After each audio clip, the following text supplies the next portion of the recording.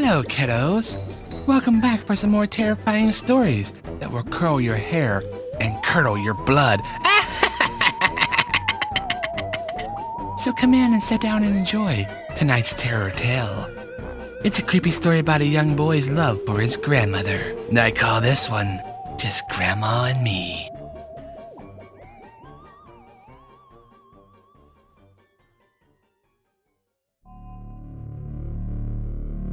I loved my grandma. She would bake me cookies, the kinds with chocolate chips. When Mom said I couldn't have any more, Grandma still baked them and let me eat them before Mom came home from work. At night, Grandma used to read me bedtime stories. Not those stupid fairy tale ones.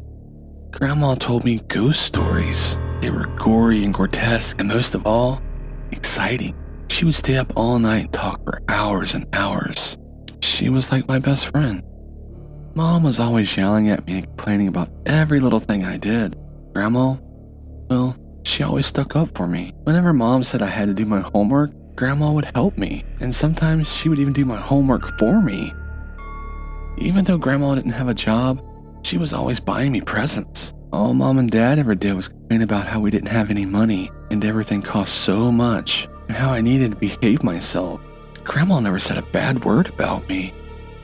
But what I liked most about Grandma was she never punished me like Mom and Dad did. She let me do whatever I wanted to do. Sometimes Mom and Dad would lock me in my room, but when they went out, Grandma would come and let me out.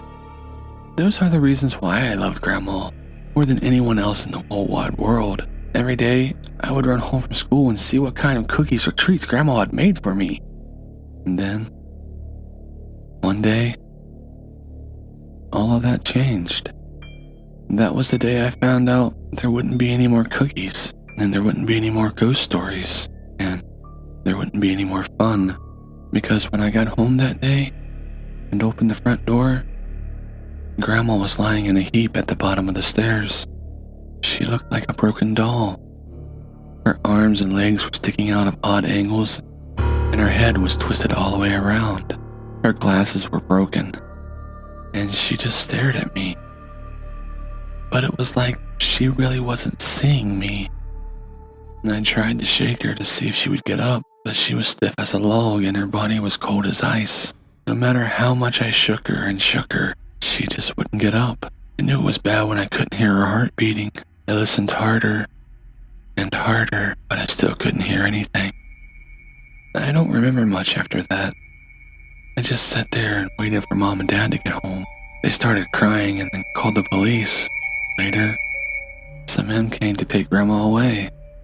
I heard them saying she fell down the stairs. After Grandma went away, things started to get real bad. Mom was crying all the time and Dad started drinking. At night, I heard them yelling at each other. Dad was complaining about Grandma. He said she spoiled me, and I never liked Dad.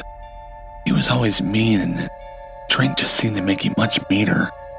Sometimes when I did something bad, Dad would hit me and send me to my room, and I didn't like that at all. I just started wishing Grandma was there so things could go back the way they were before. Mom didn't talk very much and stopped going to work. Sometimes she would take me out on the drive, and on the way home we usually visited Grandma in the cemetery. One night, Dad stayed out late. Mom was in bed crying. I snuck out of the house and went down to the cemetery. I took my bucket and spade and my little wagon. Mom had taken me to go visit Grandma so many times, it was so easy to find her grave. I started digging and digging. It was a really hard job, but I didn't care. I just wiped the sweat off my brow and just kept digging. It took a long time to dig up the coffin, and when I finally opened it, Grandma didn't look very good. She didn't look good at all. Her eyes were gone and her skin was all leathery and brown. Her lips were pulled back and it looked like she was grinning at me. I could tell she was glad I dug her up, though, and I knew if I took her home, she would start feeling better in no time. I decided to keep Grandma in my room, so I could be with her at all times. That night, we had a long talk, and she told me a lot of stories. She told me all about what she's been up to while she was away. And I told her how Dad got really mean, and she said she knew what to do about that. We had to be quiet, and I heard Dad come home. He was stumbling upstairs like he usually did after he had been out drinking. He made so much noise. He must have woken Mom up, because a few minutes later, I heard Mom and Dad fighting, and it was worse than I've ever heard before. And then I heard Mom screaming.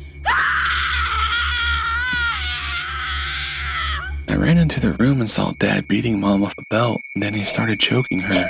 Before I could do anything, Mom stopped moving. Dad started telling her to get up, stop pretending. He shook her, and he shook her, but she still didn't get up. Then he noticed me standing in the doorway. What do you want, you little pest? Grandma's not gonna like this, I replied. What are you talking about? Grandma was right about you. You were never any good, and you're always gonna get worse. Grandma's in my room right now, and she knows what you did. I don't think he believes me, but he had to see for himself. He pushed me out of the way and stormed into my bedroom.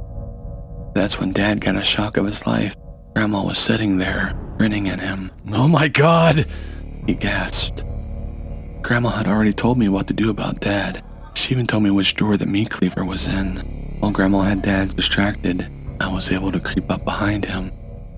After I chopped up Dad's body, Grandma smiled at me and told me what a smart kid I was. Thanks, Grandma, I said, but it was your idea. You're the smart one. After that, it was just Grandma and me.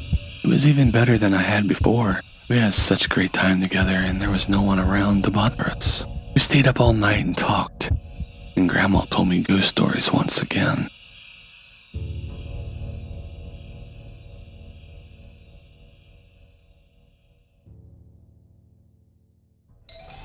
Seems that little fellow went a little crazy when his grandmother died, eh? Or maybe Granny's just a zombie. You be the judge of this terror tale. I asked my grandmother how she's enjoying her new stair lift. She said it's driving her up the wall.